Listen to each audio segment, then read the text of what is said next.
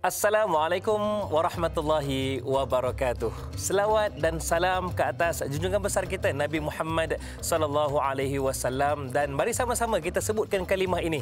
Alhamdulillah. Segala puji bagi Allah, Tuhan sekalian alam yang menciptakan segala-galanya, termasuklah rezeki kita dapat bertemu pada pagi yang indah ini, pagi hujung minggu.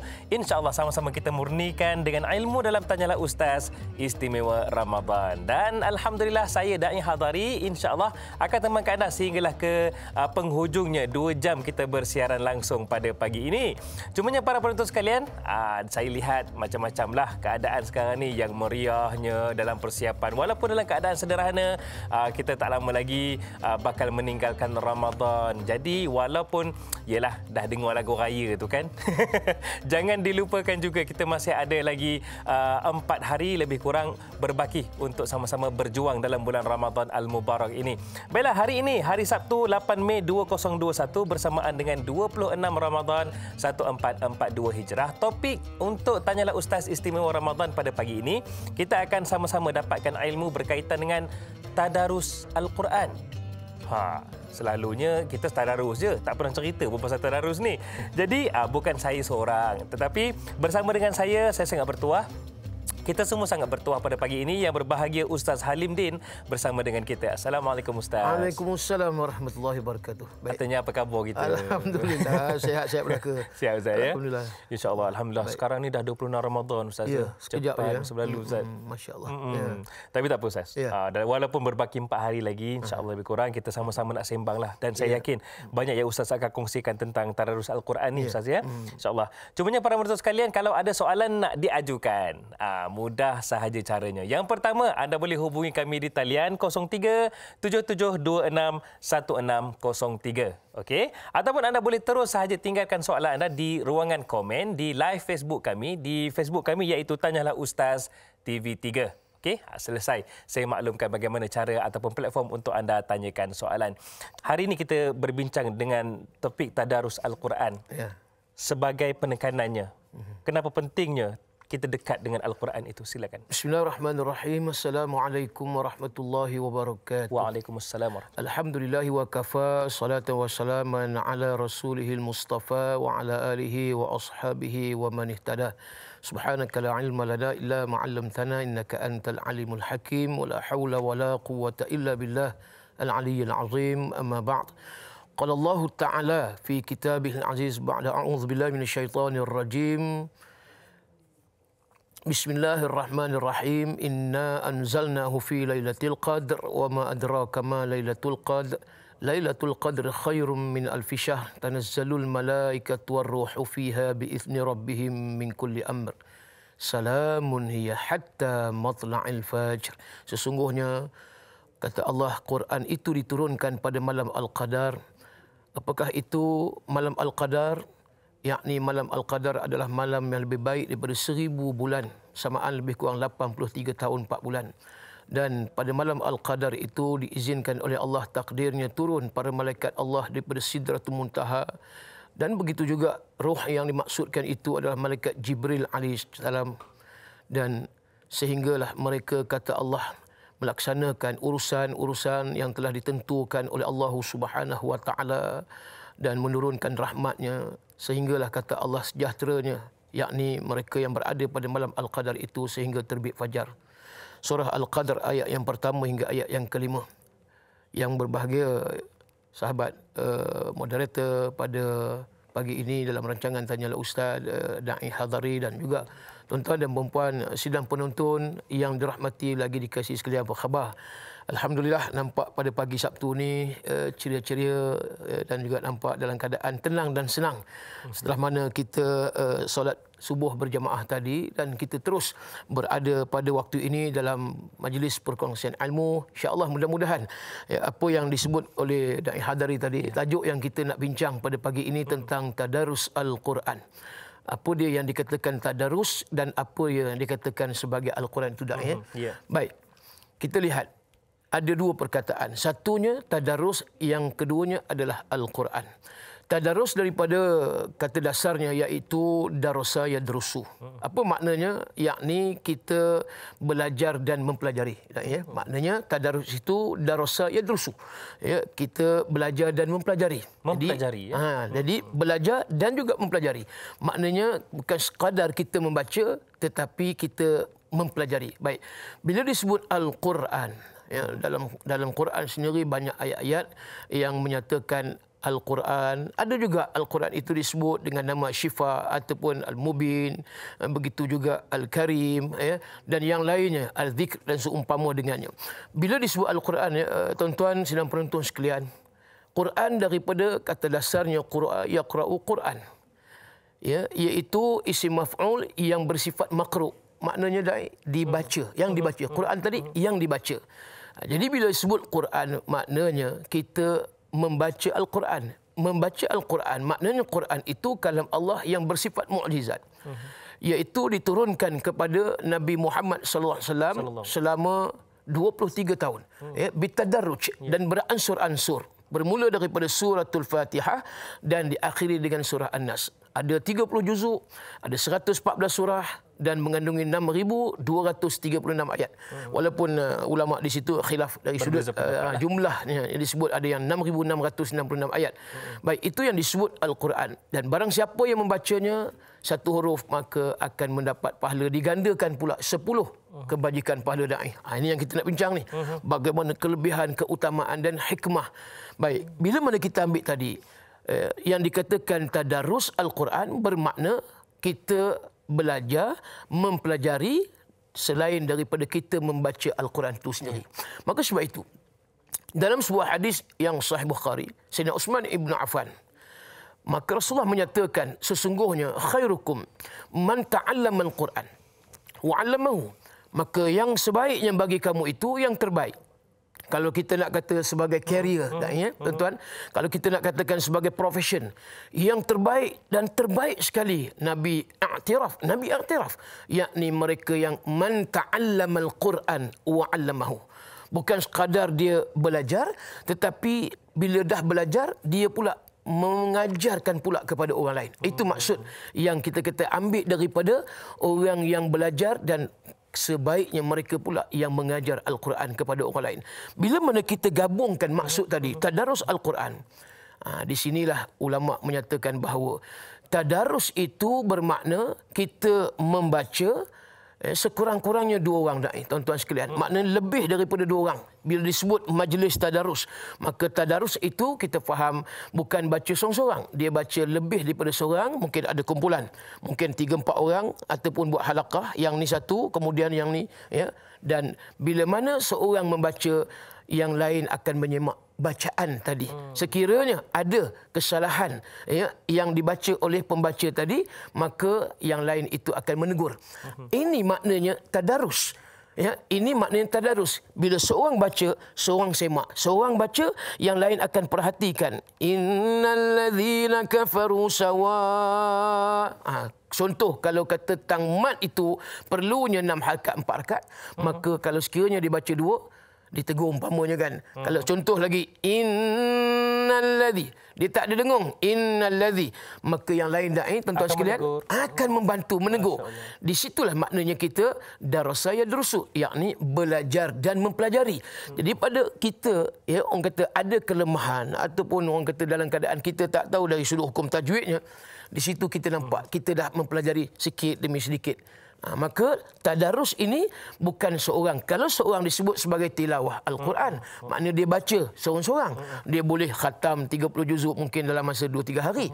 Itu untuk diri dia. Tapi kalau tadarus, mesti kita katakan tadarus itu ada satu kumpulan. Sekurang-kurangnya minimum 2 orang. Maknanya kita baca, dia semak. Tapi kalau kita baca, kita semak, itu bukan tadarus. Maknanya dia membaca Al-Quran. Jadi hikmahnya kita nampak. Bila mana kita, ya, dapat bertadarus tadi, banyaklah yang kalau kita kata kita kurang arif ataupun kita lemah dari sudut hukum tajwid. Di sinilah kita diperbetulkan, disebut sebagai tahsinul qiraat. Maknanya tahsin, kita dapat memperbaiki ataupun memperbetulkan kesalahan-kesalahan mungkin ada di dalam bacaan tajwid tadi. Jadi di situ. Dan kebiasaan da'i, tuan-tuan sekalian, tadarus ni ya, kita akan lakukan di dalam bulan Ramadan. Biasanya begitu dah. Ya, sebab kita tahu Ramadan ni syahrul Quran, bulan Al-Quran.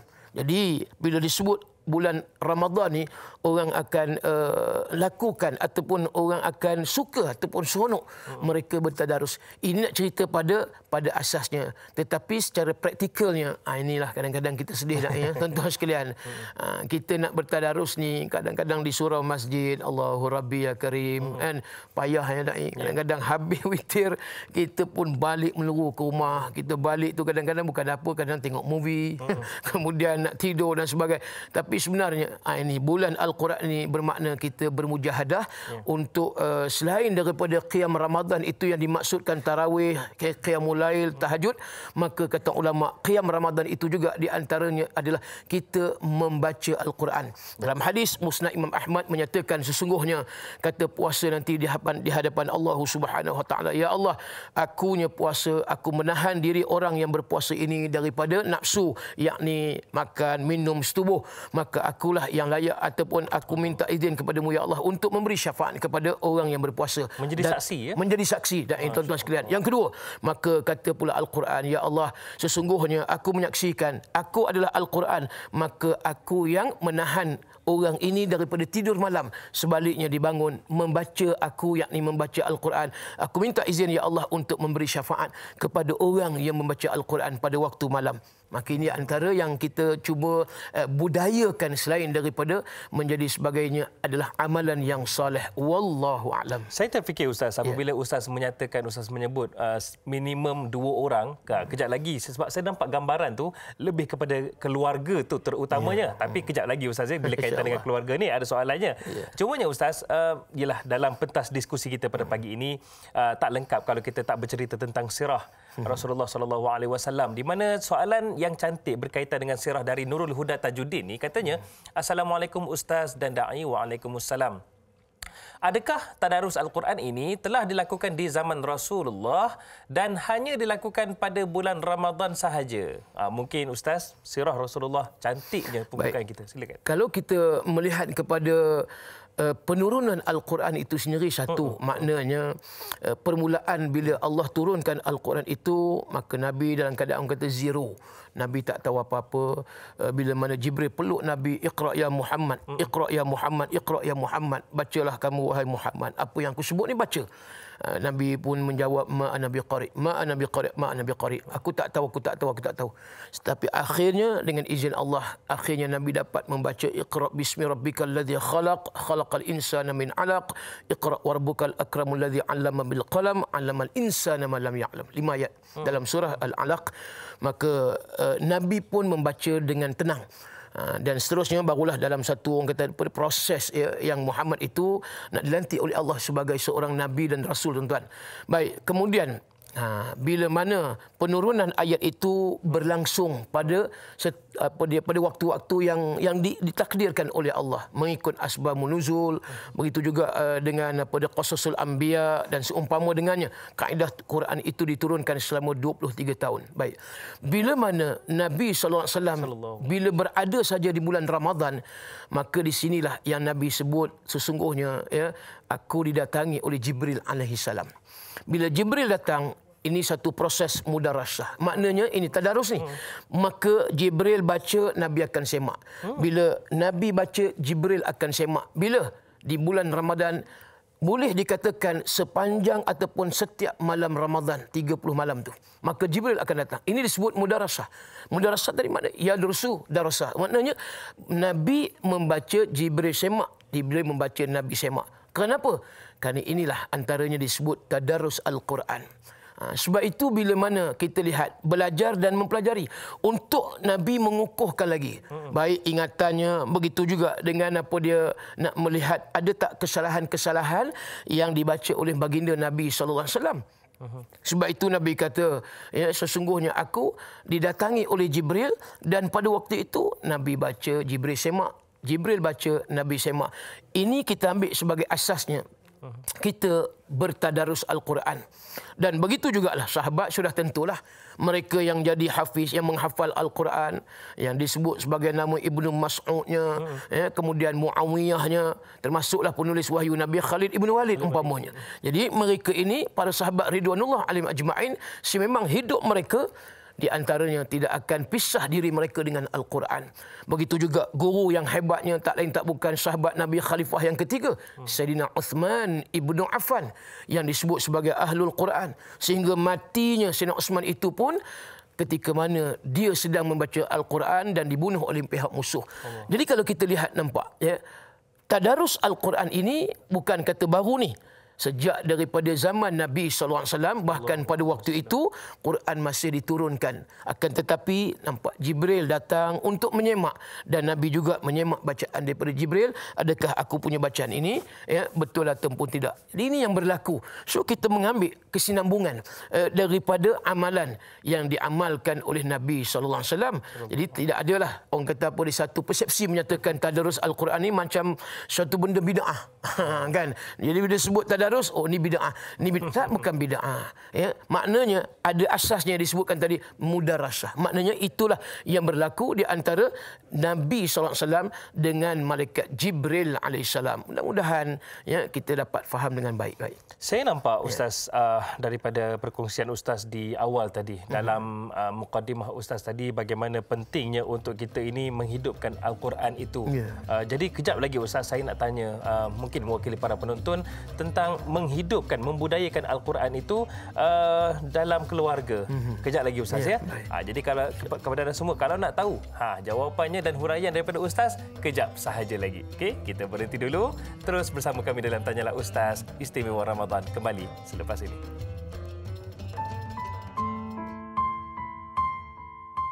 Bismillahirrahmanirrahim.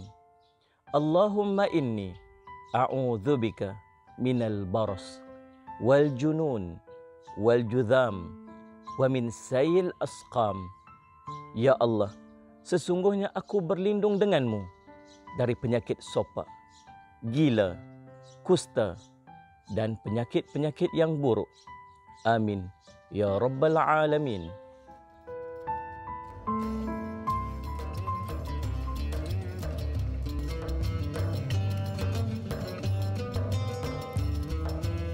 Alhamdulillah, tak kira di mana sahaja anda berada, terima kasih kerana terus menonton Tanyalah Ustaz Istimewa Ramadan. Dan hari ini, Alhamdulillah, hujung minggu yang sangat indah.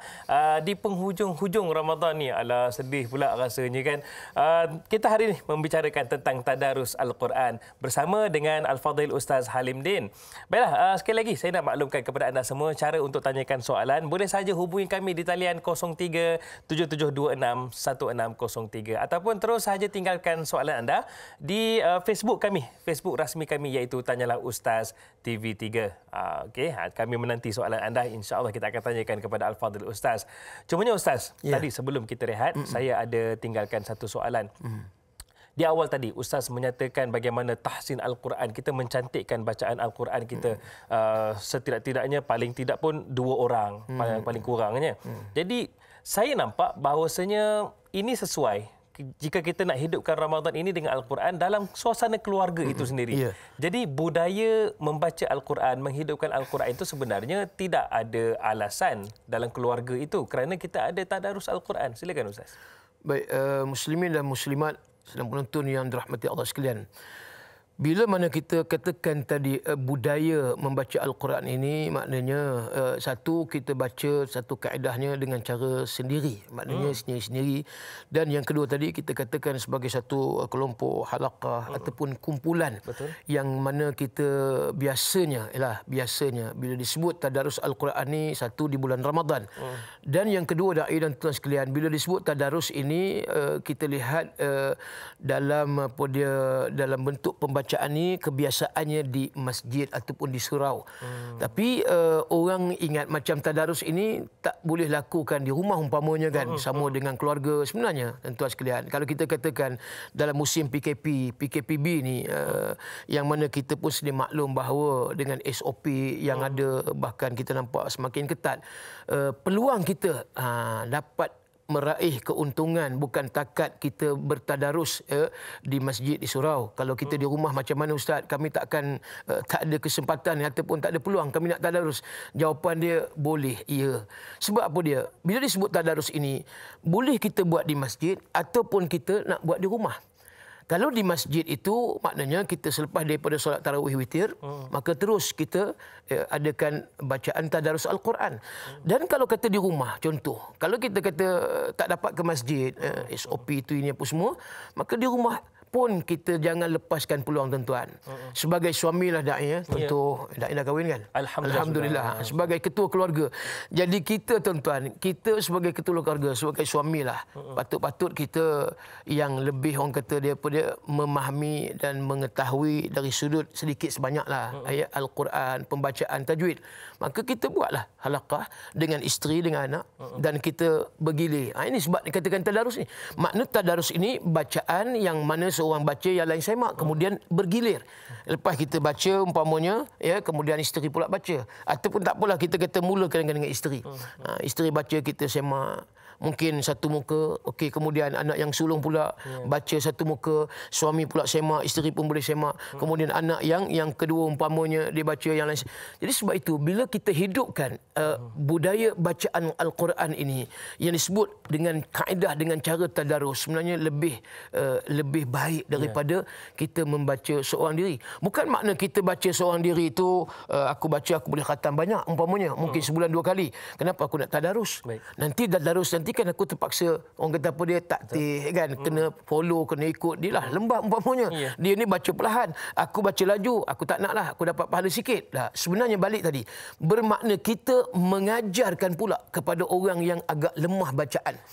Di sini kita nampak, ya, apa dikatakan tadi, kita konsep tadarus tadi, bila ada yang membaca kemudian ada yang menyemak, setidak-tidaknya kita dah dapat memperbetulkan kesilapan, kesalahan bacaan si pembaca tadi, terutama da'i tadi disebut, tuan-tuan sekalian, dalam ahli keluarga kita. Kan Nabi kata, sesungguhnya jangan biarkan rumah kamu seperti mana kubur.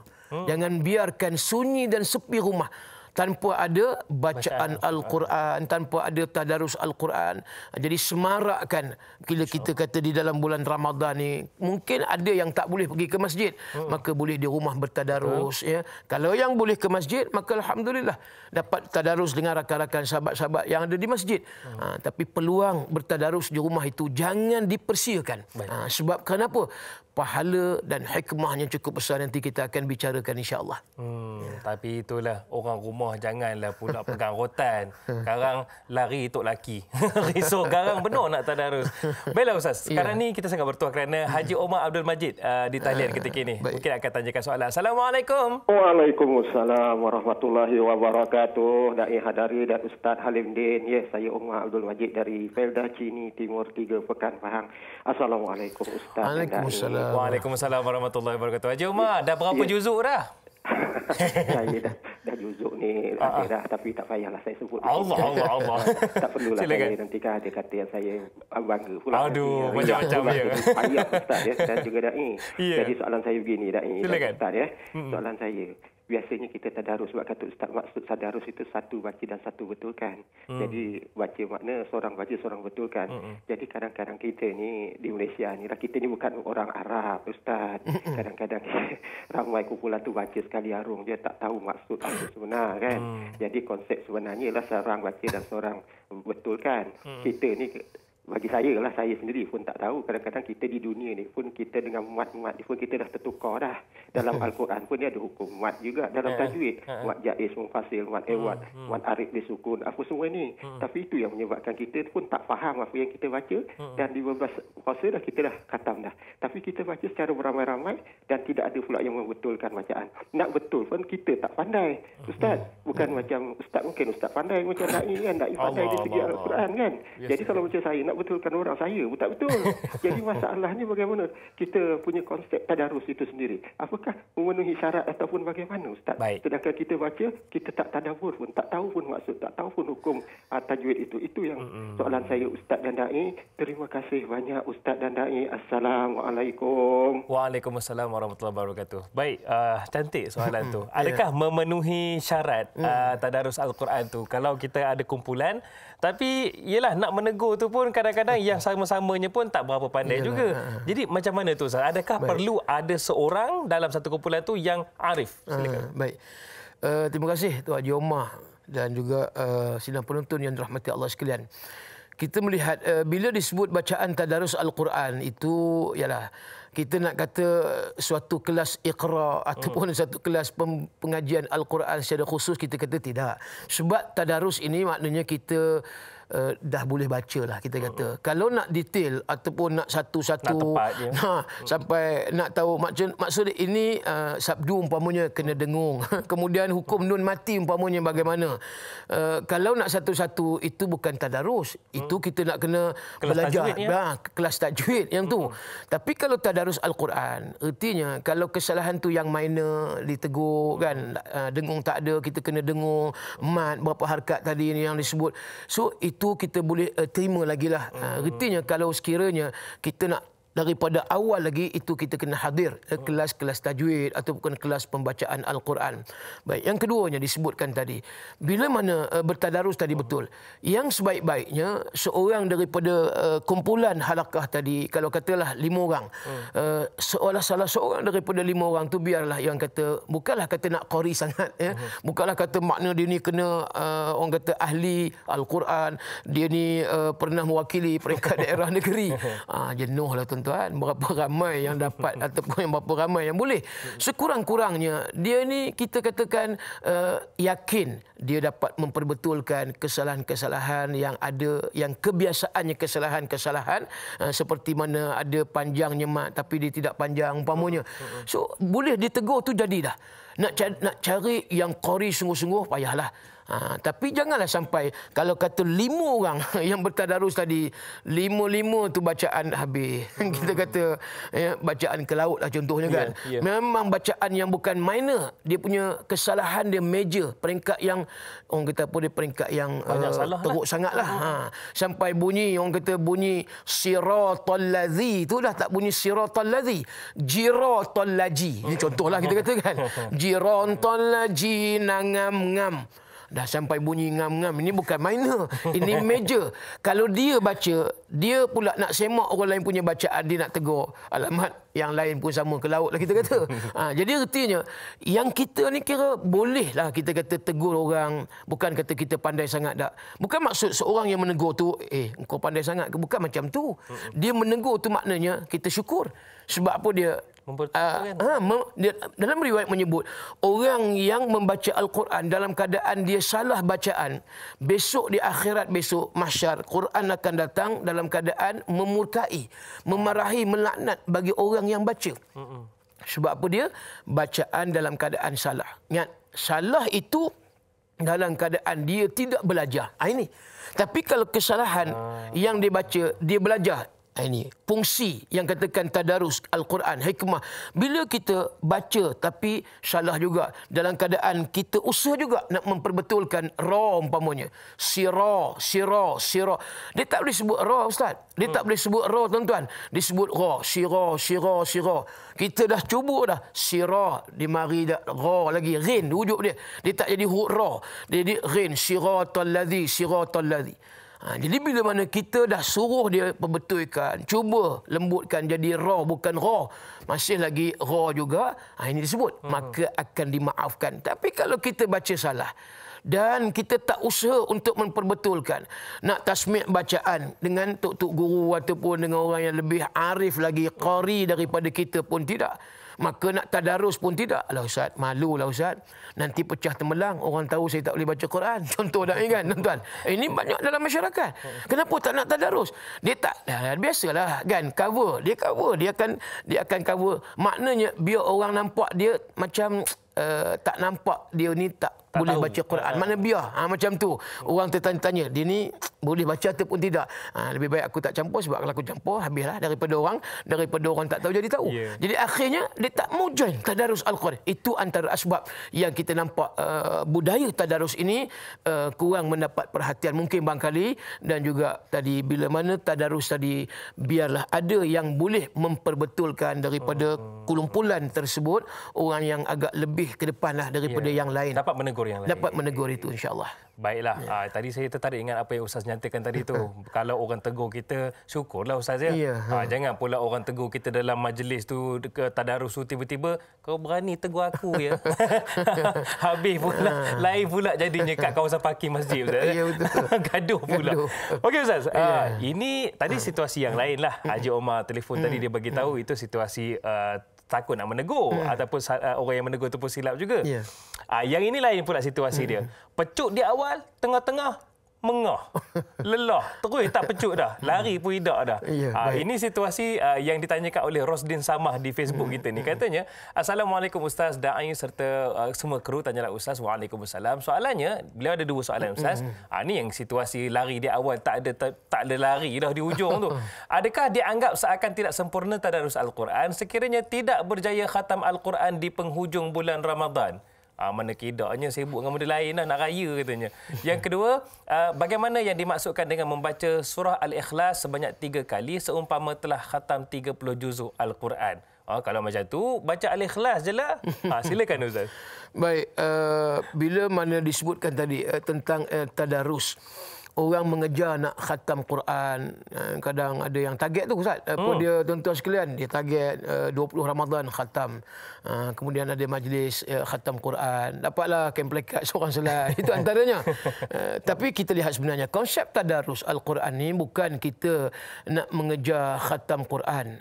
Walau bagaimanapun kita tak nafikan, kalau sekiranya boleh khatam Quran di dalam majlis tadarus, itu yang baik. Yakni pada bulan Ramadan, ya, di penghujung Ramadan. Katalah 29 Ramadan. Alhamdulillah, satu kumpulan ataupun satu tempat tadi, masjid, maka khatam Quran 30 juzuk selesai. Dengan syarat, dengan syarat bacaan ahli daripada ahli majlis tadarus tadi, maka kita kata menepati piawaian, ya, standard daripada apa yang diturunkan oleh Allah kepada Nabi SAW, dari sudut makhraj, hurufnya cantik, dari sudut tajwidnya cantik, kemudian ada pula sikit-sikit lagu taranum umpamanya yang disebut. Jadi ini antaranya. Kalau dijaga, itu sebab disebut warattilil Qur'ana tartila dalam surah Muzammil ayat yang keempat. Bila Allah sebut bacalah Al-Quran dalam keadaan tartil, ulama bahas, ya, apa maksud tartil? Yakni dalam keadaan bacaan itu walaupun tak laju, dia perlahan-lahan, dia, tetapi dalam keadaan perlahan-lahan tadi berhati-hati dengan hukum-hukum tajwid. Apa makna? Kalau sekiranya kita mengejar khatam Quran tapi dalam keadaan bacaan yang tidak bertajwid, patut panjang dipendekkan, patut 6 jadi 2 umpamanya, begitu juga dengung dia tak dengungnya, kemudian huruf makhrajnya lintang pukang, main shortcut dan sebagainya. Yang ni kita kata bukan tadarus Al-Quran, menyalahi, betul-betul kita kata kontradiksi, dia bertentangan dengan konsep tadarus yang sebenar. Itu kata ulama. Bila mana kita bertadarus, di situnya ada satu bacaan Al-Quran. Yang kedua kata ulama, bila mana kita bertadarus, kita dapat menyemak bacaan kita. Kalau sekiranya bacaan kita selama ni tak betul. Yang ketiga, orang lain yang arif, yang qari, maka dapat mengajar orang lain membaca Al-Quran dengan betul. Yang keempat, bagaimana kita ada tadarus Al-Quran, maka setidak-tidaknya kita dapat memahami apa-apa ayat yang kita baca. Ini kata ulama dan juga tuan-tuan sekalian. Makna tadarus Al-Quran, boleh di situ diselitkan maksud ayat. Sebagaimana Tuan Haji Omar Majid sebut tadi. Maknanya bukan sekadar kita membaca Quran, tetapi kalau boleh tadarus Al-Quran itu, kita memahami maksud ayat yang dibaca dan tadabbur, yakni memahami dengan mendalam ayat-ayat yang dibaca. Walaupun kita bukan orang Arab. Betul lah. Kalau sekiranya kita orang Arab baca, kita baca terus faham. Tapi kita orang Melayu ni, kita nak cakap Arab pun susahlah. Kan. Ustaz, entah nak tanya Ana lah. Kalau macam tu nak cakap Arab terbalik. Siapa nak jawab, siapa yang tanya ni? Contohlah. Sebab itu tuan-tuan, bila mana kita belajar tadarus Al-Quran tadi. Bukan kita nak mengejar ending khatam dah. Setidak-tidaknya dia dapat memperbetulkan bacaan daripada tak betul jadi betul. Itu yang priority, yang utama. Itu yang kita nak letakkan maqasid, matlamat, tujuan tadarusnya apa dia? Sebenarnya kita nak memperbetulkan bacaan. Kalau sekiranya tak khatam, tak apa. Janganlah pula yang lain pula, tak syok lah tahun ni. Kita baru 10 juzuk lah bro. Sampai macam tu contohnya. Sampai dia seolah macam tak puas hati dengan. Kenapa pula kita tak puas hati? Sedangkan majlis tadarus itu sebenarnya banyak manfaat bagi orang yang mula nak mendekatkan diri dengan Al-Quran sebenarnya. Tapi syarat tadilah, bukanlah sampai huruf pun tak kenal. Kalau huruf tak kenal, itu tak boleh nak majlis tadarus. Jadi kita rasa bila majlis tadarus ini banyak mengajar aku tentang perkara-perkara yang patut aku belajar di dalam Al-Quran. Ya. Jadi ini antaranya. Kalau sekiranya kita boleh khatam, itu yang terbaik. Tapi kalau tidak dapat khatam Quran, maka kita kena terimalah itu antara yang dimaksudkan sebagai tadarus Al-Quran. Wallahualam. Kejap lagi Ustaz, kita akan jawab soalan yang kedua Rosdin tadi yang katanya baca Al-Ikhlas 3 kali seumpama baca Al-Quran itu macam mana? Tapi kejap lagi Ustaz ya. Kita ada Zahrah Raimi di talian ketika ini, dalam talian ketika ini. Assalamualaikum. Waalaikumsalam warahmatullahi. Ya, Puan Zahra sihat? Alhamdulillah. Alhamdulillah. Okey, silakan dengan soalan.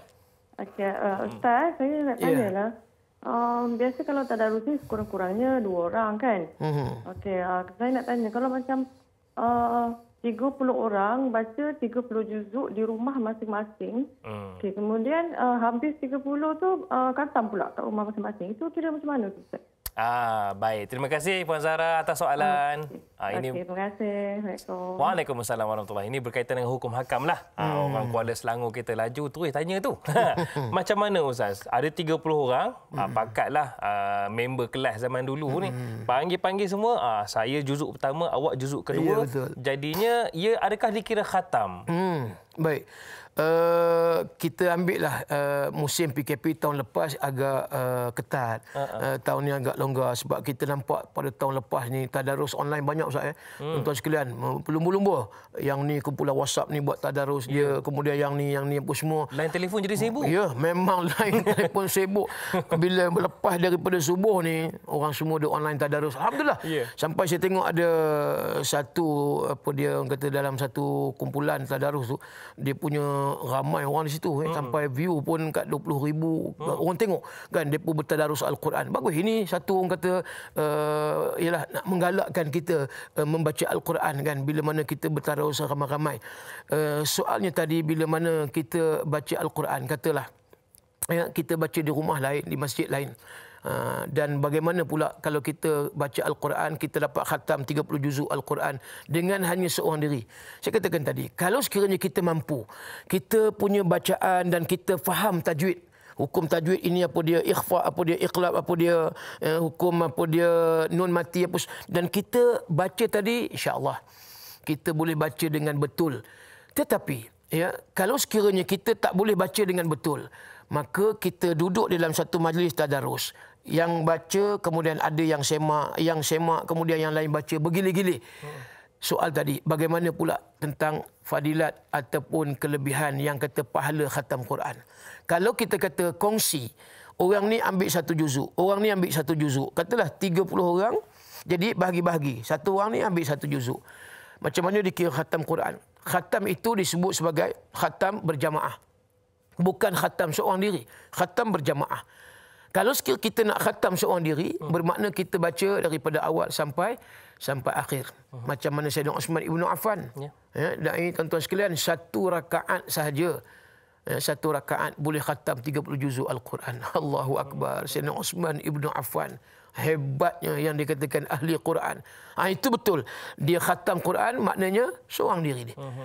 Baik, kemudian begitu juga Imam Syafi'i bulan Ramadan sehari 2 kali khatam Quran.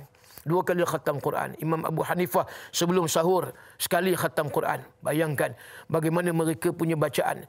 Dan kalau sekiranya kita nak pahala yang banyak, sebab kita tahu disebut dalam hadis kullun harfil hasanati 10. Satu huruf yang kita baca, ganjaran pahala kebajikan yang kata Rasulullah dapat 10. Dapat 10. Itu di luar Ramadan.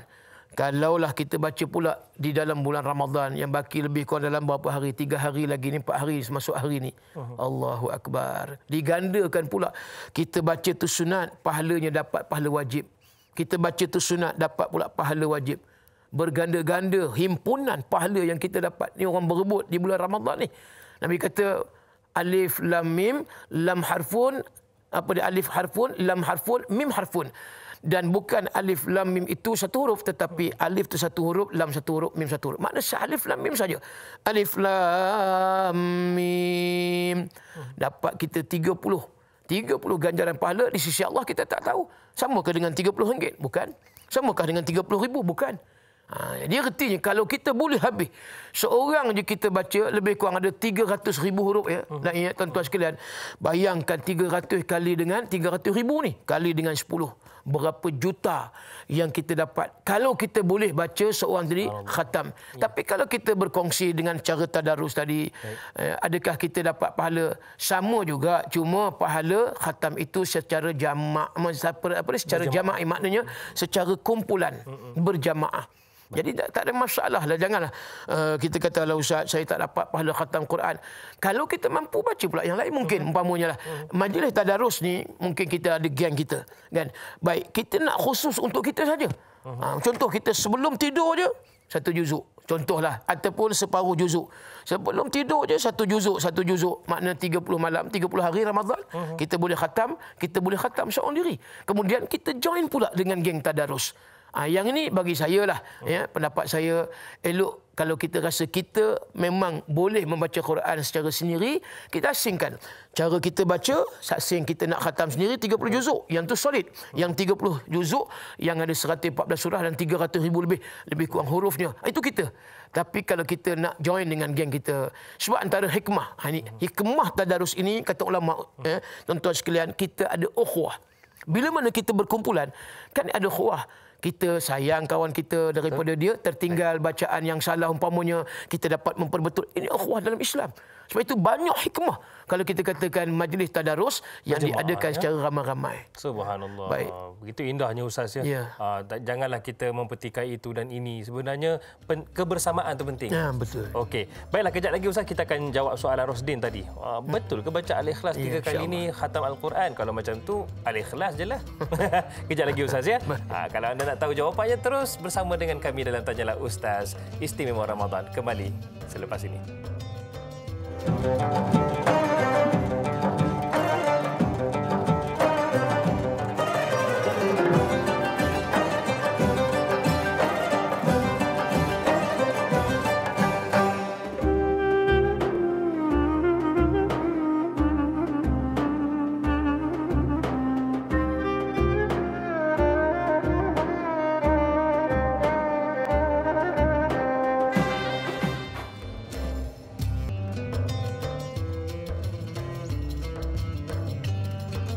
Para penonton sekalian, setiap hari kita akan berhadapan dengan pelbagai permasalahan. Ada juga persoalan-persoalan yang membelenggu fikiran kita kan. Alhamdulillah di sini ada jawapan dan penyelesaiannya. Tanyalah Ustaz Istimewa Ramadan. Hari ini kita sembang-sembangkan. Kita dapatkan ilmu berkaitan dengan tadarus Al-Quran bersama dengan Al-Fadhil Ustaz Halim Din. Cumanya para penonton sekalian, saya nak mengajak anda semua yang menonton secara langsung ketika ini, mari sama-sama kita kongsikan di laman sosial masing-masing secara langsung kita pada pagi ini untuk kita sama-sama dapat manfaat, iaitu pahala yang berterusan. Orang lain pun tengok sebab kita kongsikan. Itu dia. Moga-moga bermanfaat insya-Allah. Baiklah Ustaz, Rosdin tadi yang tanya di Facebook, katanya soalan kedua beliau, baca Al-Ikhlas 3 kali seumpama baca seluruh Al-Quran. Jadi kenapa kita kena baca Al-Quran? Baca surah Al-Ikhlas mudahlah. Ya. Silakan Ustaz. Baik, terima kasih kepada yang bertanya, ya, tuan-tuan dan puan-puan yang dirahmati Allah sekalian. Sebenarnya bacaan surah Al-Ikhlas ni, Qul Huwallahu Ahad, tu banyak dia punya kelebihan. Maksud Al-Ikhlas itu adalah kesucian. Dan memang kita kalau lihat dalam hadis yang sahih menyebut bahawasanya mereka yang membaca 3 kali daripada surah Al-Ikhlas itu seolah menyamai pembacaan 30 juzuk Al-Quran. Disebut sebagai Ahlul Wahid As-Samad, iaitu orang yang membaca di antaranya surah Al-Ikhlas itu dia membaca daripada 1/3 Al-Quran. Yang nilainya macam tu, memang besar fadilat.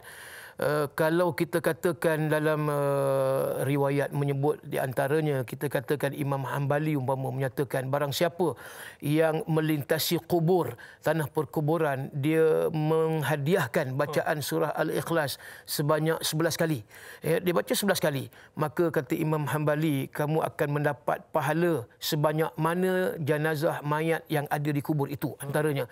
Dan juga amalan kalau orang yang baca surah Al-Ikhlas sebanyak 21 kali umpamanya, dia nak mencari barang yang hilang umpamanya, tak jumpa, baca 21 kali surah Al-Ikhlas, insya-Allah moga-moga Allah permudahkan akan jumpa balik barang yang hilang.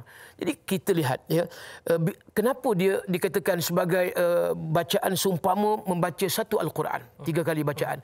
Kerana apa? Kerana dia punya ayat yang ada di dalam Al-Quran itu mencakupi soal dunia dan akhirat.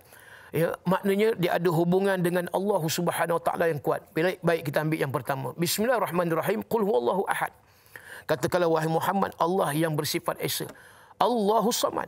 Allah tempat kita minta pertolongan. Allah tempat kita minta sesuatu yang kita nak hajat. Kemudian lam yalid walam yulad, menafi.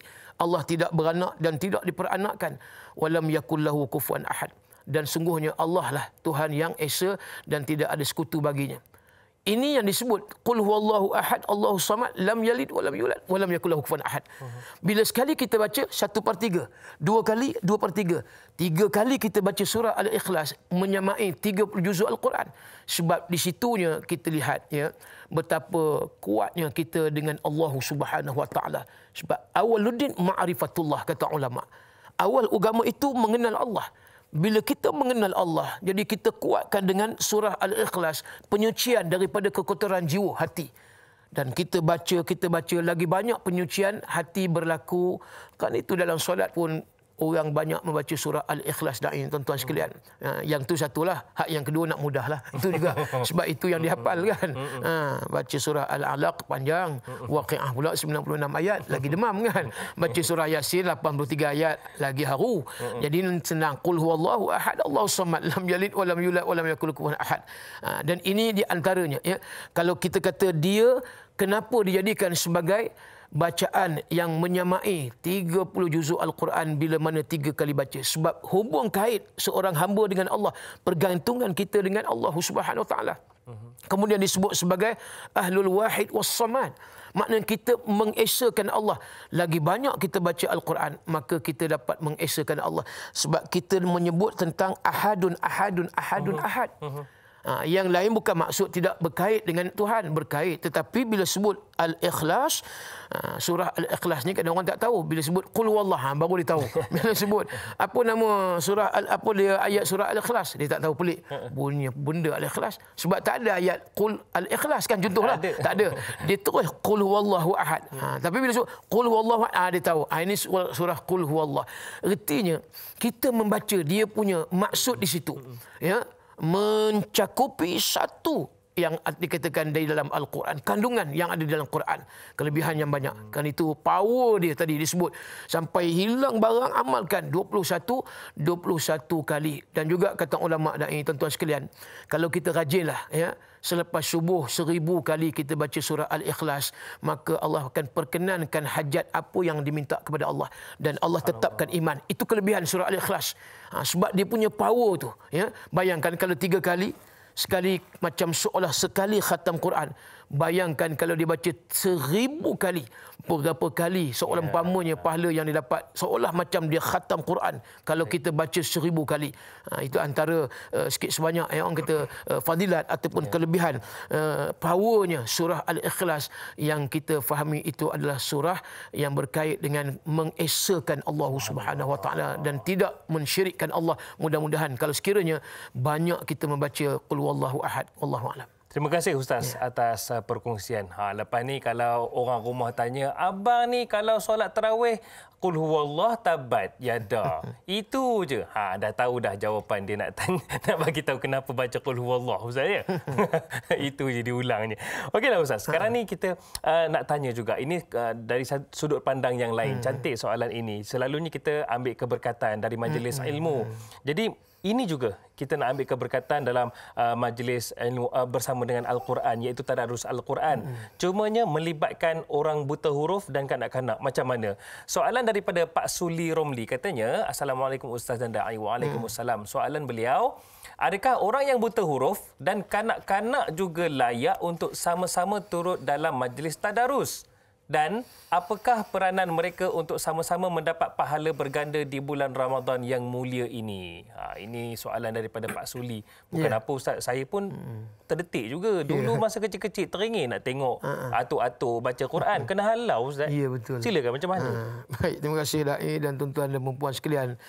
Betul lah, kadang kita dulu masa kecil-kecil nak campur dengan orang tua di surau masjid ni, kadang jauh-jauh. Kita pula dihalau kan, balik-balik ngomong budak lagi katanya kan. Gitulah lebih kurang bagi orang tua yang tadarus. Tapi hari ni terbalik dah sebenarnya. Kadang-kadang orang tua dah tak nak tadarus dah. Ramai pula budak-budak kanak-kanak yang dia nak bertadarus Al-Quran. Kita pun kadang-kadang pelik juga kan. Patut-patut lagi tua kita lagi kuat kita baca Quran. Maknanya kita tahu kita dah nak mati. Sebab di antara hikmah membaca Al-Quran ini untuk mendekatkan diri kepada Allah. Kalau kita kata budak, alah budak lagi kan, dia ni orang kata hidup lambat lagi lah, nak matinya macam itulah. Kita kata sepatut kita lah. Tapi kenapa hari ni tak? Kadang-kadang budak lagi. Dia seronok bertadarus, dia seronok mengaji ramai-ramai. Kan itu kita nak kena budayakan. Baik. Soalan tadi, bila mana ada yang buta huruf, kemudian ada mungkin yang lemah bacaan ataupun yang kanak-kanak, boleh tak join? Jawapan dia boleh. Jawapan dia boleh. Tetapi kita kena jaga adab lah. Sebab kita nak baca Quran, nak kena ada wuduk umpamanya. Itu antaranya. Budak-budak yang nak baca Quran, nak pegang Quran, maka jaga adabnya. Kemudian bila mana yang keduanya, bila mana kita lihat tadi yang buta huruf, tengok. Kalau sekiranya terlalu orang kata terlalu kuat dia punya, ataupun dalam keadaan dia punya kesalahan dia besar, seelok-eloknya dia kena dididik, dibimbing oleh satu orang guru untuk dia belajar dengan cara yang baik dan bersistematik. Mungkin Iqra pertama, Iqra 1, Iqra 2. Kalau sekiranya dia join terus dengan majlis tadarus, sebab takut nanti orang akan, orang kata apa, tunggu-tunggu, dia ni lambat sangat nak habis. Kan masing-masing tadi nak mengejar khatam. Kalau lah kita bawa budak yang baru nak kena alif bata, alif baris di atas A, alif baris di bawah I, alif baris di depan U, A, I, U. Kalau baca A, I, U ni bukan tadarus. Ini dia nak belajar. Dia belajar ni kita kena ada kelas khas lah. Maknanya ada kelas khas untuk kanak-kanak. Itu yang terbaik. Masjid surau, saya sarankan. Makna ada satu tempat yang mana kita ambil seorang ustaz. Ya, supaya apa dia, ustaz ni boleh mengajar anak-anak. Yang itu terbaik. Daripada kita halau dia, daripada kita kamu kecil lagi, kamu tak kerti tak, ataupun tak lancar nak baca. Itu kita kata satu keadaan yang tak baguslah. Tapi kita panggil ustaz, itu yang terbaik supaya dapat mengajar untuk budak-budak ni. Supaya mereka nanti mungkin 2 tahun lagi ke, ataupun setahun je kita bagi dia latihan bimbingan. InsyaAllah tahun depan dia boleh join dah grup tadarus ni. Yang kata ni aku ni, kami ni orang tua ni, kami nak baca sampai khatam Quran. Sebenarnya boleh. Baik, di antara hadis Nabi SAW, hadis Bukhari Muslim, Rasulullah bersabda, al-mahir bil Quran ma'as safarah al-kirami al-bararah walladhi yaqra'ul Quran wa yatata'ta' fihi wa huwa 'alaihi syaqqu lahu ajrani atau kama qala. Apa maksud tuan-tuan? Nabi kata, bagi orang yang mahir membaca Quran. Ini bagi orang yang mahir membaca Quran, dia ada geng tadarus dia, mungkin barangkali dia boleh sebulan khatam 2 kali. Yang ni kata Nabi SAW, al-mahir bil Quran ma'as safarah al-kiram al-bararah. Dia berada di dalam syurga nanti bersama dengan malaikat yang taat kepada Allah Subhanahu Wa Taala. Allah. Makna orang yang mahir membaca Quran ni besok akan masuk ke dalam syurga di akhirat dan bersama dengan para malaikat, dimuliakan oleh Allah bersama dengan para malaikat yang taat kepada Allah Subhanahu Wa Taala. Satu. Baik, Nabi nak bagi keseimbangan, Nabi nak bagi peluang. Nabi kata apa pula? Wallazi yaqra'ul Quran wa yatata'ta'. Nabi kata wallazi yaqra'ul Quran wa yatata'ta. Bagi orang yang membaca Quran dalam keadaan wa yatata'ta ni maknanya dalam keadaan dia sukar dan susah. Tak tehlah kita kata nak sebut maknanya nak habiskan innalladzi itu nak dekat 3 saat kot. Kan dia tak lepas. Innalladzi, ladzi bukan lazzi. Perbetulkan ladzi itu pun payah. dia baca memang sukar. Mungkin satu lagi da'i, mungkinlah kita kata gagap ke. Ada orang macam tu. Termasuklah wa yatata' susah, sukar. Maka kata Nabi SAW, fihi wa huwa alaihi syaqqu lahu ajrani. Maka dia mendapat 2 pahala. Allah, nampak? Bagi orang yang dia tidak, orang kata tidak mahir, dia tidak fasih ataupun dia tidak fluent, ataupun dia tidak smooth dalam bacaan dia. Tapi nampak Nabi kata don't worry, be happy. Nabi kata orang yang macam ni bila dia baca dalam keadaan wa yatata', dia dapat 2 pahala. Satu pahala yang mana tadi susah nak baca, yang kedua yang dikatakan juga dia berusaha walaupun susah tapi tetap jiwa dia, tuan-tuan sekalian, hati dia nak memperbesarkan Allah, mengagungkan Allah sebab dia sudah ada cintanya kepada Al-Quran. Malu kita yang mulut kita fasih bercakap, mulut kita pula hebat kalau menyanyi, apatah lagi lah. Sayangnya tuan-tuan, kalau kita tidak dapat membaca Al-Quran, bayangkan bagaimana esok di akhirat. Jadi kerana itu soalannya tadi, ya, sebaik-baiknya kalau yang masih lagi peringkat Iqra, maka selesaikan dulu. Tapi kalau ada yang bacaan dia okey, cuma perlu diperbetulkan, maka kita kata tidak salah, maknanya dia boleh join dalam satu grup tadarus Al-Quran itu. Wallahualam. Paling penting pengurusannya, Ustaz. Jangan dihalau terus, tuan-tuan perempuan. Okey, kejap lagi Ustaz, ada lagi dan lagi kita akan kongsikan, terutamanya berkaitan dengan topik kita tadarus Al-Quran ni. Jadi kepada anda semua, jangan ke mana-mana. Tunggu kembali selepas ini.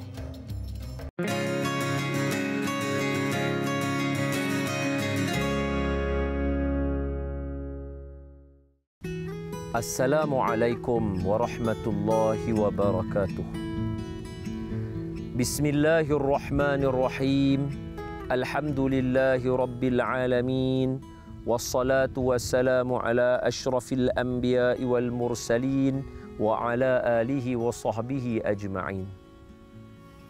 Taubat seorang hamba, seorang raja, apa yang baik dia boleh bagi kepada rakyatnya ialah kasih sayang, belas kasih. Allah Subhanahu wa taala jauh lebih hebat daripada apa yang manusia boleh bagi. Bila Allah menawarkan pengampunan kepada hamba-Nya. Dalam sejarah manusia, pernah tak ingat nama Imam Malik bin Dinar? Seorang ulama yang alim, yang sebelumnya adalah seorang peminum arak yang tegar. Masih ingatkah kita kepada para sahabat bagaimana mereka dulu minum arak, tetapi selepas Islam datang, mereka semulia-mulia manusia yang diampunkan Allah dan disebut gelaran kepada mereka radhiyallahu anhum wa radu anhu. Allah redha kepada mereka. Luar biasa pengampunan Allah kepada hamba-hambanya. Dalam satu hadis Nabi SAW bersabda, sekiranya kita datang kepada Allah dengan dosa sebanyak pasir di lautan, Allah datang kepada kita dengan pengampunan yang banyak seperti itu, atau lebih lagi daripada itu. Mungkin seluas langit, sedangkan pasir di lautan sebesar bumi, pengampunan Allah seluas langit. Masih ingatkah kita kisah taubatnya beberapa hamba Allah yang akhirnya dimasukkan ke dalam syurga Allah Subhanahu wa taala? Sehinggalah manusia terakhir yang keluar daripada neraka masih dilayan oleh Allah Subhanahu wa taala dengan layanan yang luar biasa. Itu adalah orang yang terakhir, banduan terakhir yang tertulis pada dia, banduan neraka yang terakhir keluar.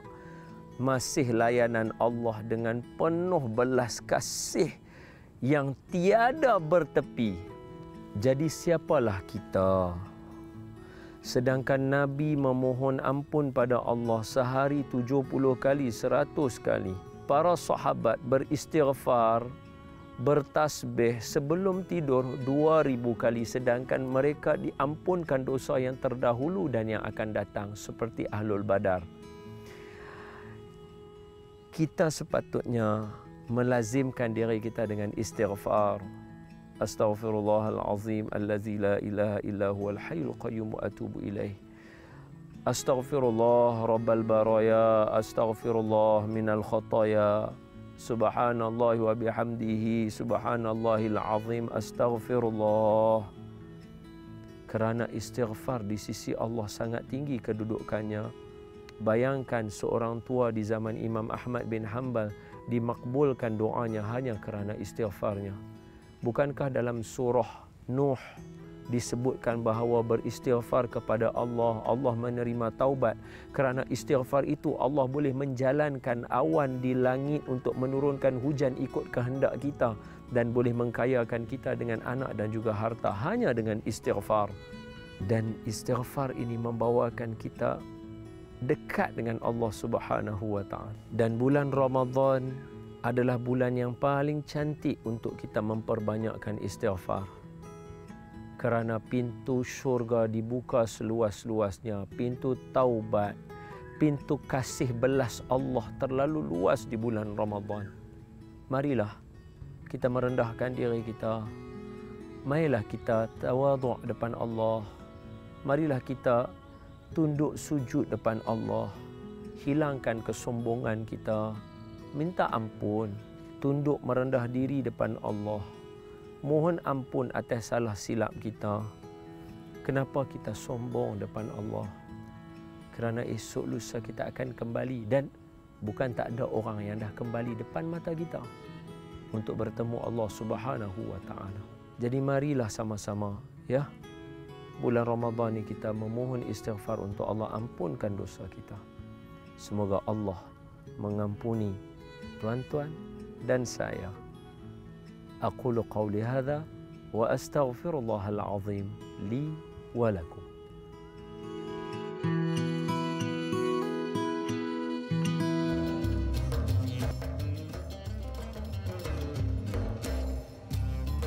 Itu dia kapsul Ustaz Don 5 minit bersama dengan Ustaz Don dalam topik kita iaitu taubat seorang hamba. Subhanallah, begitu hebatnya Allah Subhanahu Wa Taala Maha Pengampun. Dalam kita duk fikir negatif, adakah Allah terima taubatku ini? Sebenarnya Allah Subhanahu Wa Taala membuka seluas-luas pintu taubat kepada kita.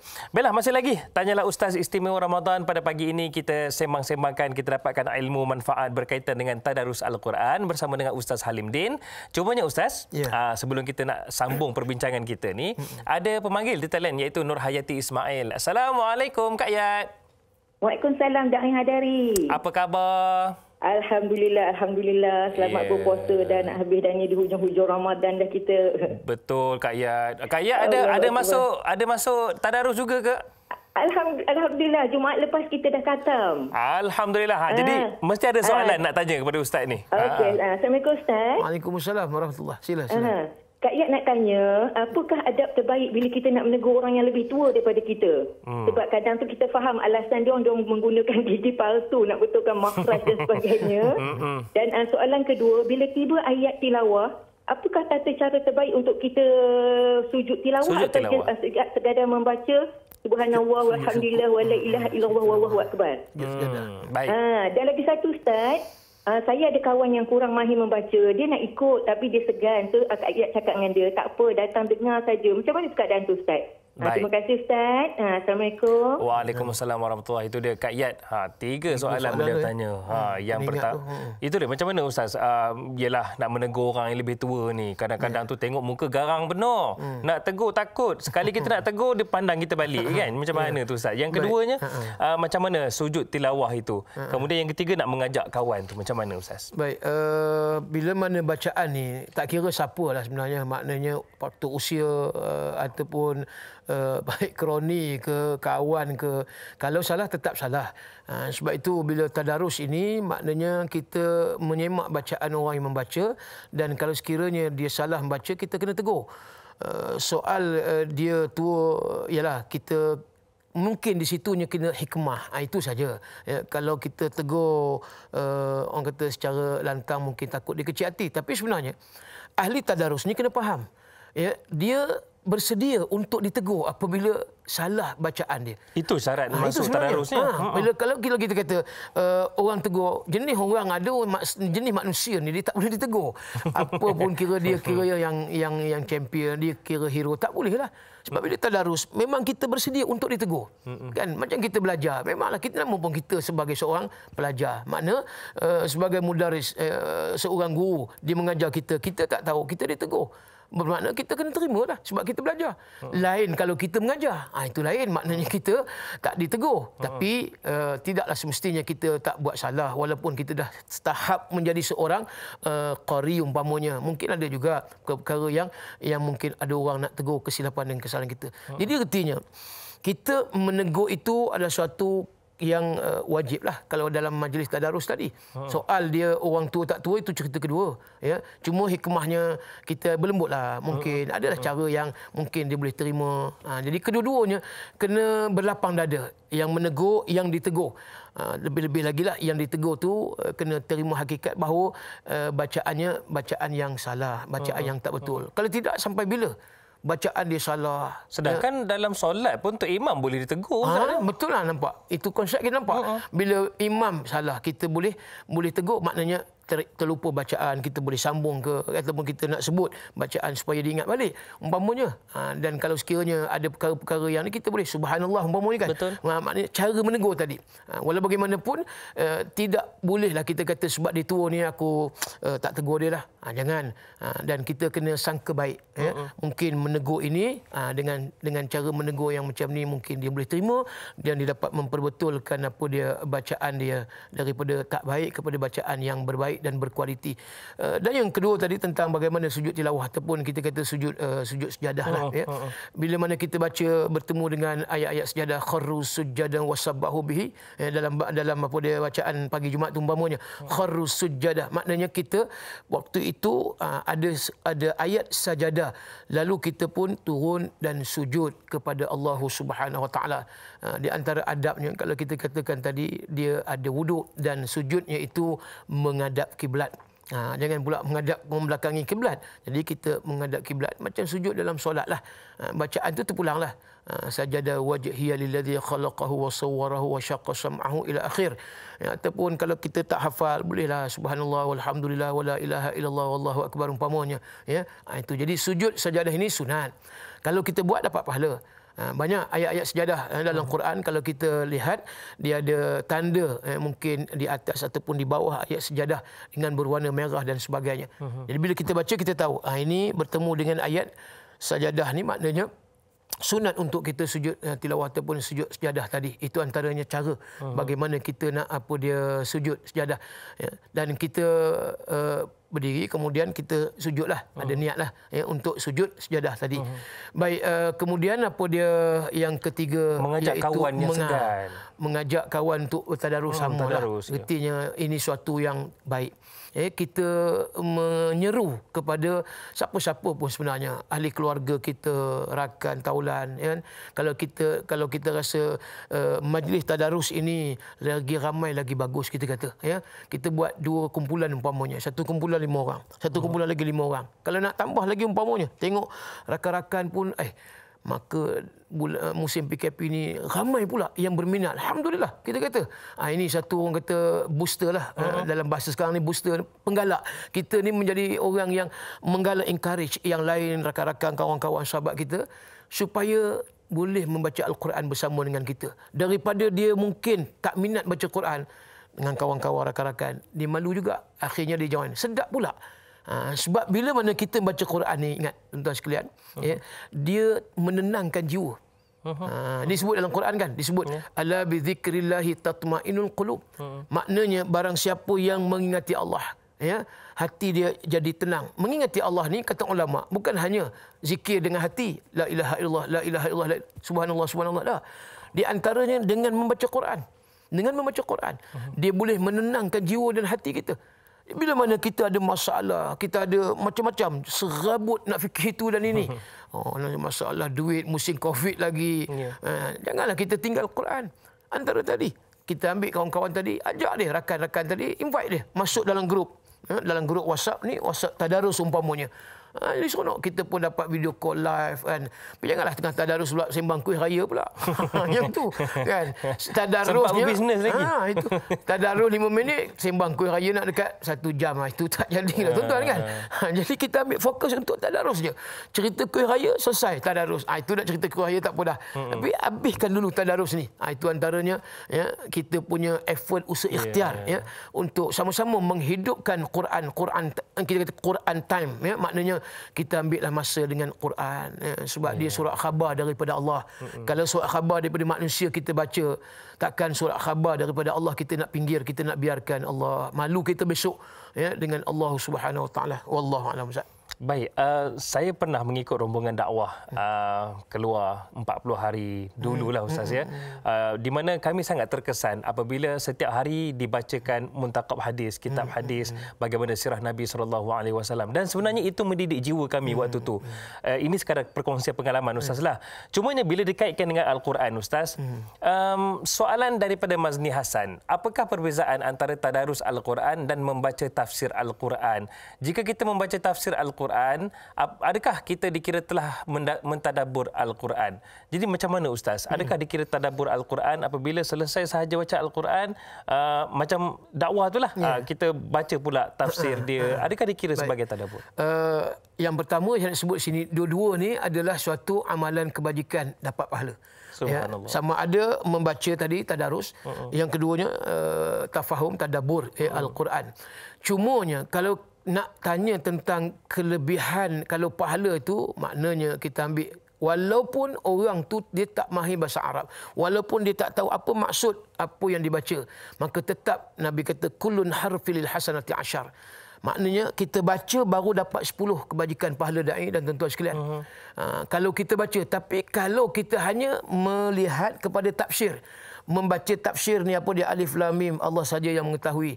Ya, kemudian zalikal kitabul la raiba fih, kita baca dia punya maksud dia, itulah alkitab Al-Quran yang apa dia, zalikal kitabul la raiba, yang tidak ada keraguan padanya. Kita baca tafsir dia, kita tak dapat pahala seperti mana baca satu huruf ayat Quran. Itu kelebihan orang yang membaca satu huruf, 10 kebajikan pahala dia dapat. Kalau dia baca satu huruf tadi ataupun satu ayat, kemudian dia baca pula tafsir, tadabbur pula, kemudian tambah lagi pula tafahum dan juga dia mengamalkan isi kandungan Al-Quran di situ, pahalanya Allah orang kata berpanjangan dan bersambung. Itu yang terbaik sebenarnya. Tapi kalau kita katakan tadi baca saja dah dapat pahala dah. Kalau tanya tadi, sama tak? Memang kalau kita kata baca tafsir dengan baca Quran yang betul ayatnya itu, maka tidak sama dari sudut pahala.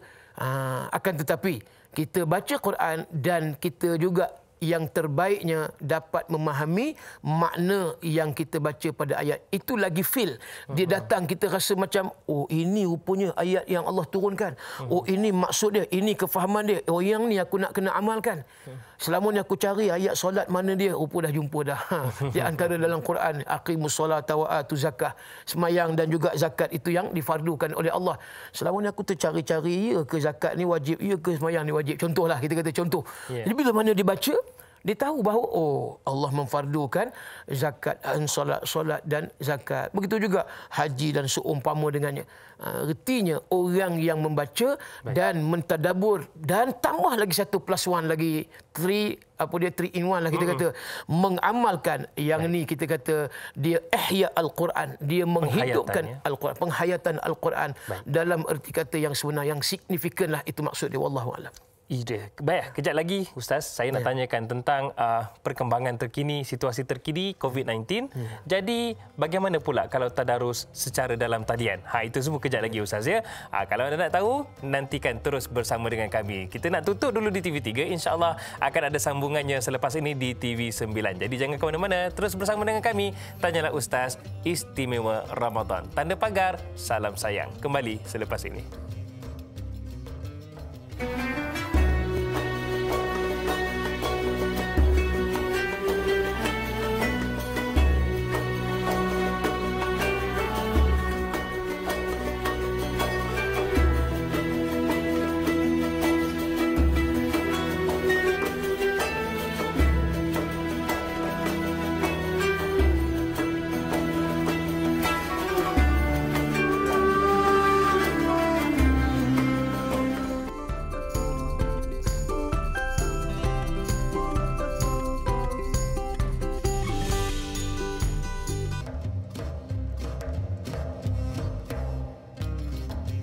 Setiap hari kami bawakan topik yang berbeza. Kami bawakan juga ilmuwan yang berbeza latar belakang, namun tujuannya tetap sama, iaitu nak memberi kefahaman kepada kita semua tentang pelbagai topik. Alhamdulillah, tanyalah Ustaz, istimewa Ramadan pada pagi ini, pagi 26 Ramadan, kita sama-sama dapatkan manfaat, dapatkan ilmu berkaitan dengan topik kita, Tadarus Al-Quran, bersama dengan Al-Fadhil Ustaz Halim Din. Baiklah, masih lagi belum terlambat untuk anda tanyakan soalan. Boleh tinggalkan soalan anda di ruangan komen Facebook rasmi kami, iaitu Tanyalah Ustaz TV3, ataupun boleh saja hubungi kami di talian 0377261603. Baiklah, Ustaz, sebelum kita nak rehat tadi, saya tinggalkan soalan. Ialah situasi sekarang ini, pandemik COVID-19, dan ramai yang mungkin tak dapat nak berkumpul bersama-sama untuk melaksanakan tadarus Al-Quran seperti mana sebelum ini. Jadi Ustaz, adakah dibolehkan kita bertadarus secara online ataupun secara dalam talian ini? Dan kita risau juga kalau tiba-tiba tengah serok terus tersangkut. Oh, gitu je muka Abang Haji. Jadi macam mana nak dikira tu, nak tegur macam mana pula tu? Silakan Ustaz. Terima kasih Dai, tuan-tuan dan puan-puan, saudara-saudari yang dirahmati Allah sekalian. Kita kena faham sekarang ni kita kehidupan norma baru disebabkan wabak pandemik COVID yang menular. Dan sudah tentu banyak aktiviti-aktiviti yang kalau kita lihat terhad Dai dan juga tuan-tuan sekalian. Contoh rumah yang kadang-kadang dijadikan sebagai pejabat, work from home kita katakan.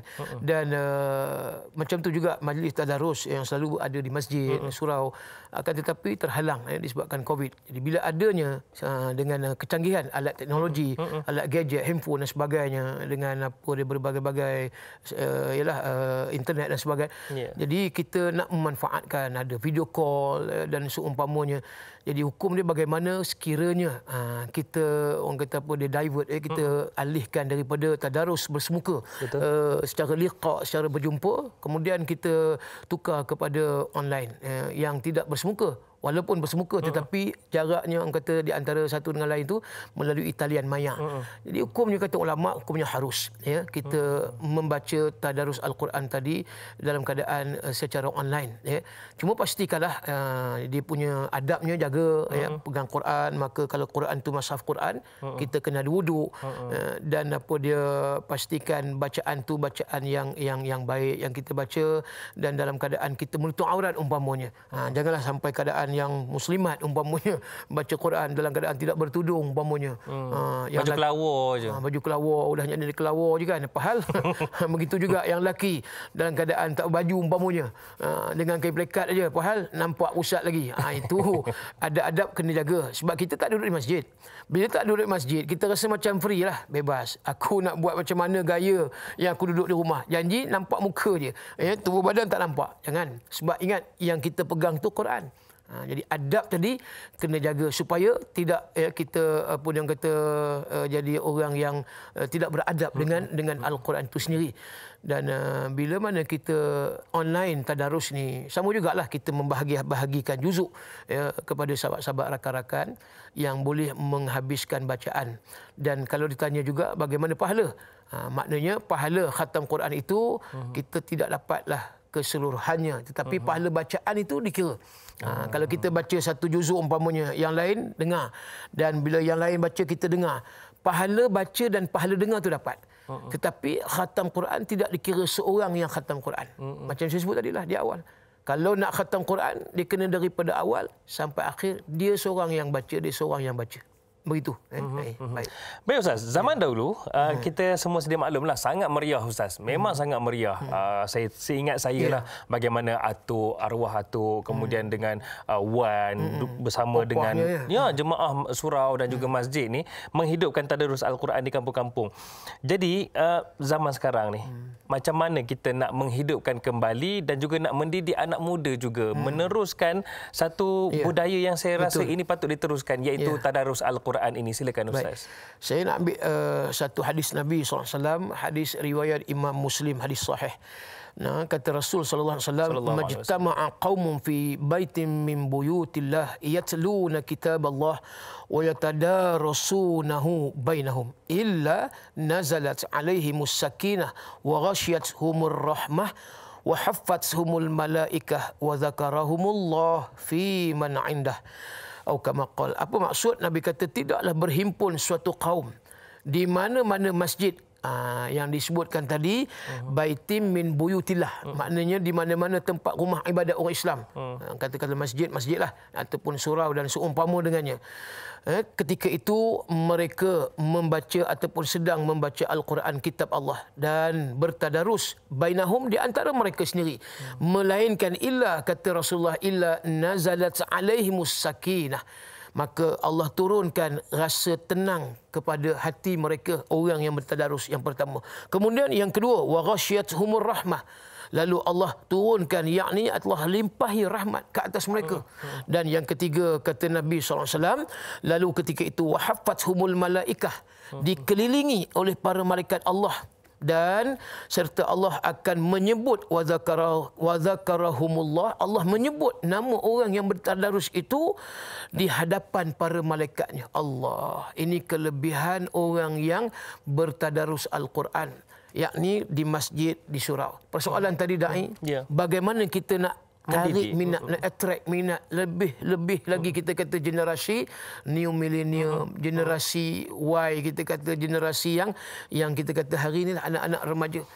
Kita lihat hari ini ramai di antara anak-anak muda, anak remaja kita memanglah, kalau tanya passion makna minat mereka ni betul tak dengan Al-Quran, kita nampak ada yang langsung tak solat, macam mana nak baca Quran. Hari ni nampak anak-anak tidak didedahkan dengan Quran. Mak ayah sibuk dengan kehidupan, nak cari rezeki, kerja siang malam, sampai anak dia dipinggirkan. Sebab bila saya juga terlibat dengan sekolah tahfiz ni, dai dan tuan-tuan sekalian, kita tahu tempat saya sekolah yang paling mudanya 10 tahun. 10 tahun. Tapi alhamdulillah, saya tengok bukan senang kata satu mak bapak nak memisahkan diri dia dengan anak-anak dalam keadaan perlukan lagi kasih dan sayang. 10 tahun darjah 4, bagaimana anak lah dah terpisah dengan ibu ayah. Semata-mata ayah hantar anak tadi bukan takat membaca Quran tuan-tuan, tetapi nak menghafal Quran. Alhamdulillah, walaupun 10 tahun, kita kata kecil lagi, dengan disiplinnya, walaupun 10 tahun, tapi bangun 4:30 pagi, kemudian bertahajudnya, kemudian zikirnya, berdoanya, bersembahyangnya, dan baca Quran. Itu sah ceritalah, menghafal Quran, membaca Quran, kemudian mengaji, belajar lagi, subjek bahasa Arabnya, subjek diniahnya, ada fiqahnya, ada tajwid dan sebagainya. Di sini kita nampak pada ibu dan bapa lah yang di antara puncanya. Kalau nakkan jadi anak tadi generasi Al-Quran cemerlang, maka mak bapak berperanan penting lah, kita kata. Paling utama mak bapak. Bila mana mak bapak tidak mengendahkan, ataupun mak bapak ni tak alert, dia tak sensitif dengan tak tahu. Jadi bayangkan, kita besok tengok anak-anak dah besar, katalah dia dah kerja, dah berkeluarga, dia duduk satu tempat, taman ataupun satu kampung, ada surau masjid. Bila tak dididik, dia tak dibimbing daripada kecil, bagaimana anak-anak nanti nak membiasakan diri di masjid surau? Jadi kekok dia. Bahkan kalau kata sunnahnya menyambut kelahiran anak itu diazankan di telinga kanan dan iqamat di telinga kiri, dia tak lebat dah tuan-tuan sekalian. Sebab apa dia? Dia tak tahu nak baca, nak sebut Allahu Akbar, Allahu Akbar. Tak diberi pendedahan ya? Tak ada pendedahan. Dia tak tahu apa dia azan. Ini jahil yang teruk ni. Sampai qamat pun dia tak tahu, azan pun dia tak tahu.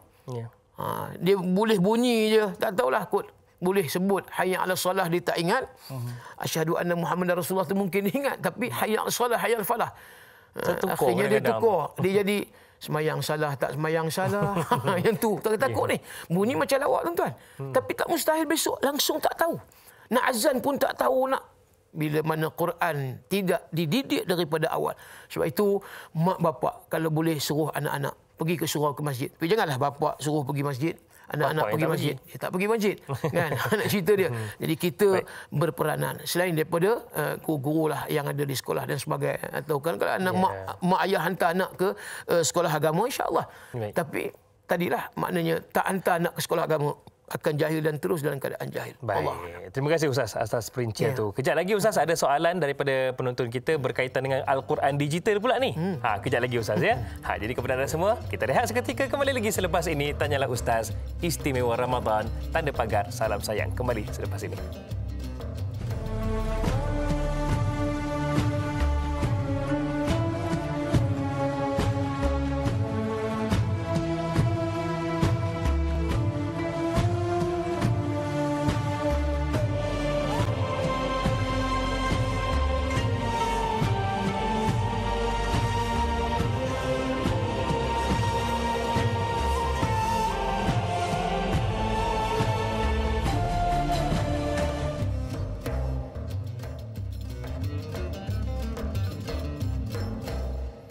Alhamdulillah segala jawapan kini dihuraikan dalam Tanyalah Ustaz Istimewa Ramadan. Dan alhamdulillah kita mohon kepada Allah Subhanahu Wa Taala, Allah terima segala amalan kita dari awal Ramadan sampailah ke penghujungnya. Amin ya rabbal alamin. Dan tuan-tuan, puan-puan, jadikanlah juga Ramadan ini sebagai medan untuk kita sama-sama dapatkan ilmu, terutamanya menonton Tanyalah Ustaz Istimewa Ramadan. Hari ini ilmu berkaitan dengan tadarus Al-Quran bersama dengan Al-Fadhil Ustaz Halim Din.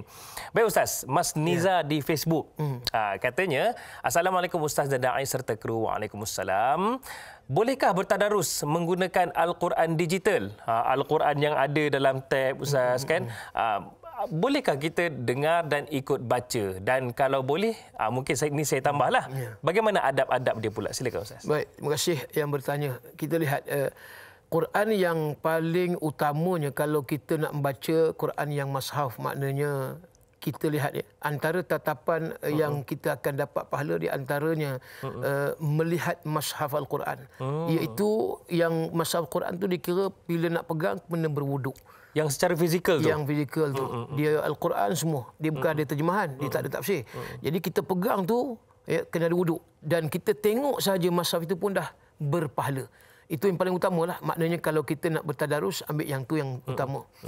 Tapi hari inilah, zaman hari ini, kita boleh macam-macam download dalam macam-macam lah apa dia website itu ini apa semua.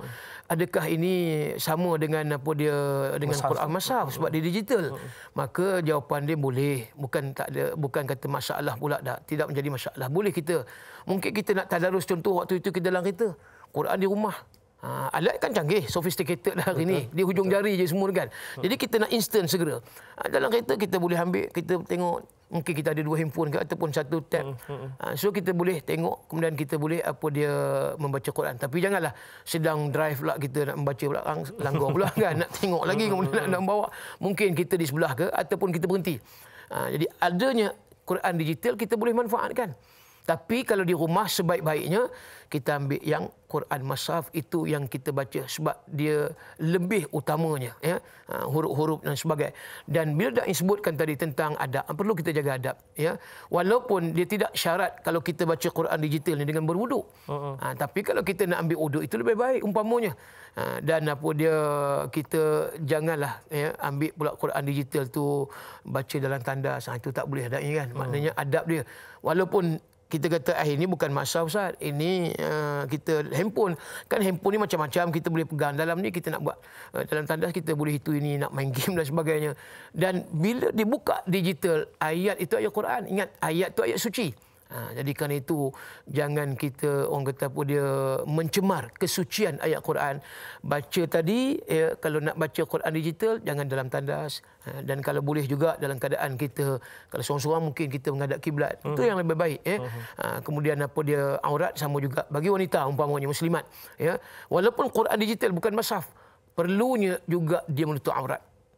Ingat masih lagi perlu ada adab bila mana jangan dalam keadaan kita rambutnya tak bertudung merembang gitu, kemudian dalam keadaan seksi pula tadi macam dari sebutlah dengan mengelawar mengelawar dia kan kelawar dia. Jadi dengan baju kelawar dia semua seksi, jangan. Walaupun digital, sebab kita kena hormat, ihtiram, ikram, memuliakan dan hormat. Quran itu adalah kalam Allah yang bersifat mukjizat. Wallahu a'lam. Baik Ustaz, antara tanda-tanda hambanya segala taubatnya dan juga amalannya diterima dalam bulan Ramadan ialah mereka akan rasa untuk rindu Ramadan dan juga akan berterusan selepas Ramadan. Adakah tadarus Al-Quran ini juga ada kesannya setelah kita 30 hari bertadarus, selepas Ramadan itu juga ada susulannya? Saya suka buat perempuan begini. Bila mana kita berada sebulan Ramadan ni, Da'i dan tuan-tuan sekalian, kita membina satu keluarga. Maknanya di dalam bulan Ramadan kita menikah. Dalam bulan Ramadan kita berusaha untuk mendapat zuriat. Kemudian dalam bulan Ramadan kita juga akan lahirnya zuriat. Maksudnya kita mendapat anak. Dalam bulan Ramadan kita juga membesarkan anak-anak. Dan dalam bulan Ramadan kita dapat lihat bagaimana hasil keluarga kita daripada belum dapat anak ataupun belum nikah, kita nikah sampai dapat anak, sampai anak tu besar. Kita ambil perempuan begitu. Dah ada satu keluarga dalam bulan Ramadan. Kemudian sampai habis di penghujung Ramadan, kita nak masuk Syawal. Janganlah kita tinggal anak isteri di luar. Kita pergi seorang-seorang. Maknanya kita bawa lah sekali dengan anak isteri kita di luar bulan Ramadan. Bermakna apa dia? Bila mana bulan Ramadan kita ada tadarus Al-Quran. Kita dalam bulan Ramadan ada tarawih. Bulan Ramadan kita ada pergi sedekah. Bulan Ramadan kita bergiat dengan amalan nawafil yang sunat-sunat dan seumpama dengannya. Janganlah habis Ramadan kita dah tak bangun tahajud. Dah habis Ramadan kita tak baca Quran. Dah habis Ramadan kita tak sedekah yang sunat. Dah habis Ramadan kita tidak buat perkara kebaikan. Jadi bawalah anak-anak isteri tadi yang dah kita bina satu keluarga. Ya, daripada belum nikah kita menikah sampai kita dapat zuriat, sampai anak tu besar. Kita sama-samalah juga di dalam bulan Syawal, Zulqa'dah, Zulhijjah dan seterusnya. Kita bawa anak-anak kita semua dan kita bawa maknanya amalan-amalan yang kita buat sepanjang Ramadan tadi. Sebab kenapa di antaranya, kata ulama, kesan daripada orang yang berpuasanya puasa yang makbul yang diterima oleh Allah, di antaranya mereka yang disebutkan tadi hidupnya terus dalam keadaan berkorban. Kalau kita katakan Ramadan kita boleh berkorban, kita ada time untuk qiraatil Quran, kita ada masa untuk baca Quran. Why not? Kenapa tidak bila mana dalam bulan Syawal kita teruskan bacaan Quran, selepas subuh bacaan Quran, sebelum tidur umpamanya, dan teruskan amalan bertadarus walaupun bukan di bulan Ramadan. Ini penting. Sebab ingat, Quran ini adalah yang dibaca. Jadi bukan spesifik khusus Quran, oh Ramadan. Bila ingat Quran, Ramadan. Jadi bila tak Ramadan, ini kata Syekh Dr. Yusuf Qardawi. Maka Yusuf Al-Qardawi menyebut sesungguhnya kun rabbaniyan wala takun ramadaniyan. Jadilah kamu hamba Rabbani, hamba Allah. Dan jangan kamu jadi hamba di bulan Ramadan semata-mata. Kita bawa sampailah bulan Syawal, teruskan tadarus Al-Quran, terpulang. Kaedahnya apa yang kita nak buat, iaitu dengan cara tadarus online ataupun ambil daripada Quran digital dan seumpama, itu terpulang. Tapi yang penting tadi, jangan kita tinggalkan apa yang kita amalkan dalam bulan Ramadan. Sebab Al-Quran ini juga kata Nabi dalam hadis yang sahih, Nabi kata iqra'ul Quran fa innahu ya'ti yaumil qiyamah syafi'an li ashabi. Bacalah Quran, kata Rasulullah. Kenapa? Quran itu akan jadi rakan, teman dan sahabat kita esok. Baik dalam kuburnya, baik di akhirat mahsyar nanti. Dan yang kedua, Quran itu datang untuk memberi syafaat kepada si pembaca. Bukan si pendengar sahaja, tetapi si pembaca itu lebih lagi. Mudah-mudahan bukan sekadar kita menjadi seorang yang baca Quran, tapi kita juga mendengar ayat-ayat Quran dan cintakan Al-Quran itu di dalam hati, di lubuk hati, insya-Allah. Mudah-mudahan Ustaz. Baik Ustaz, kejap lagi saya nak tanyakan tentang pelan tindakan kita. Cumanya Ustaz, ini mewakili para penonton di rumah lah yang berada di mana-mana sahaja sekarang ni. Hari tu Ustaz, 1 Ramadan semangat, 2 Ramadan semangat, 3 Ramadan kurang sikit, 4 Ramadan dah kurang, 5 Ramadan tak jumpa langsung dah. Pancit terus habis. Pancit terus. Tak ada dah tadarus Al-Quran. Jadinya sekarang ini dah 26 Ramadan. Macam mana Ustaz nak bagi semangat, tips untuk teruskan, kembali hidupkan tadarus Al-Quran sehinggalah ke penghujung nanti? Baik, ada setengah ulama menyebut malam Lailatul Qadar itu adalah malam yang ke-27. Siang ni kita 26 dah ingat, tuan-tuan sekalian, malam ni malam 27 Al-Quran. Kalau di Mekah, Imam Masjidil Haram kebiasaannya malam 27 dia akan khatam Al-Quran 30 juzuk. Malam 27 ni dia akan khatam Quran 30 juzuk di dalam solat. Sebab di sana dia ada solat 8 rakaat qiyamul lail. Malam 21 ke atas sampai malam 27 dia buat 8 rakaat, tapi dai punya lama lah, daripada 1 pagi sampai pukul 4 lebih kurang 3 jam. Dan di akhir malam 27 tu dia ada qunut yang terakhir solat witir tu. Kalau kita katakan witir, dia ada qunut tu lebih kurang dalam setengah jam bacaan. Syekh Sudais akan baca qunut tu terakhir. Sebab setengah itu jam Ustaz, ya?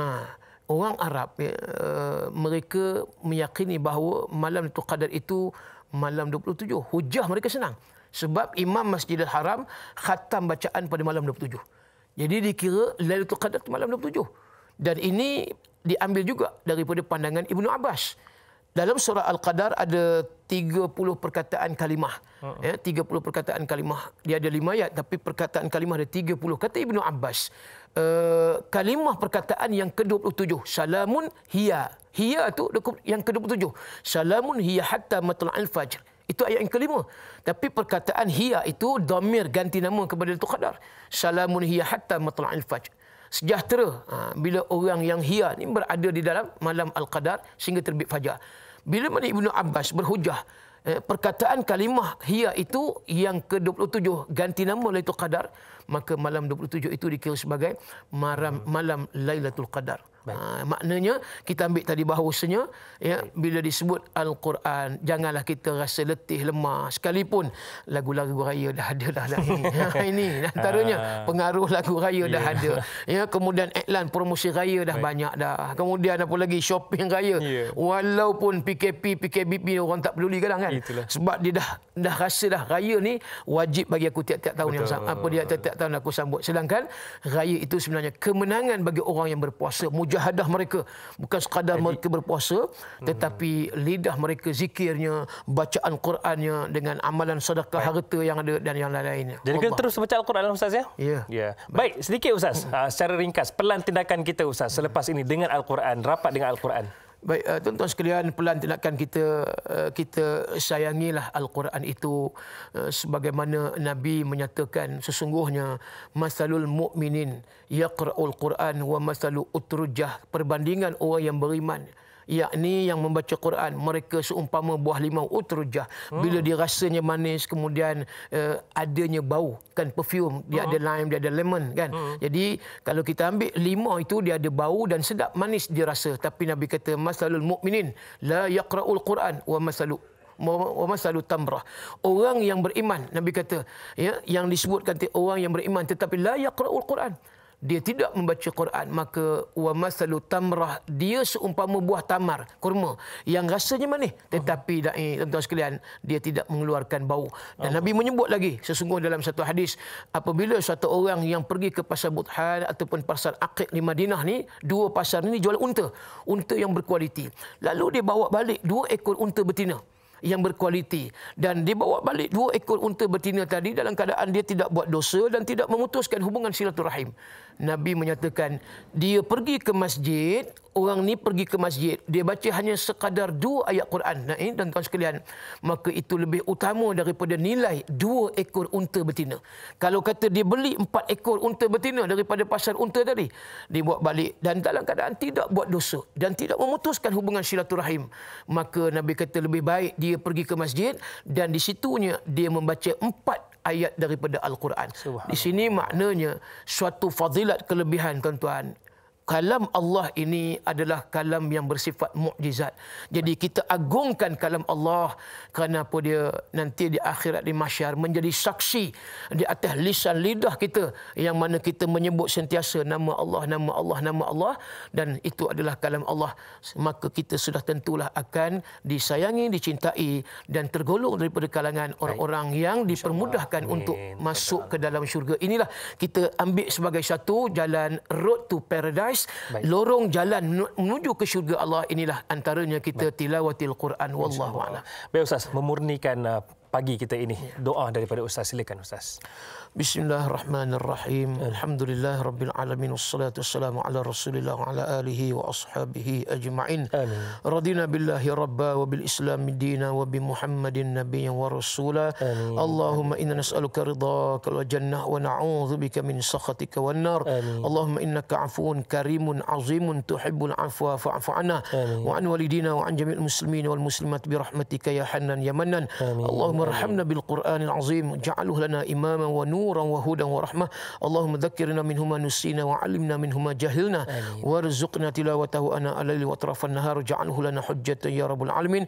اللهم ارزقنا ليلة القدر في هذه السنة وفي كل سنة. اللهم أعنا إحيائها قيامها برحمتك يا أرحم الراحمين. ربنا آتنا في الدنيا حسنة وفي الآخرة حسنة وقنا عذاب النار. وصلى الله على سيدنا محمد وعلى آله وصحبه وبارك wasallam. Alhamdulillahirabbil alamin. Amin amin ya rabbal alamin. Terima kasih kepada Ustaz Halim Din kerana sudi bersama dengan kami semua pada pagi ini dengan topik kita Tadarus Al-Quran. Insya-Allah kita akan bersama lagi Ustaz ya. Insya-Allah. Bila para penonton sekalian, jangan lupa bersama dengan Dai Hakim esok bersama dengan Ustaz Firdaus Subhi. Puncak pencapaian kita dalam bulan Ramadan ialah mencapai keampunan. Salah satu jalannya ialah istighfar. Jadi topik esok istighfar sebelum raya. Insya-Allah. Baiklah, saya Dai Hadari mohon permisi undur diri. Semoga bersama lagi di masa hadapan. Assalamualaikum warahmatullahi wabarakatuh.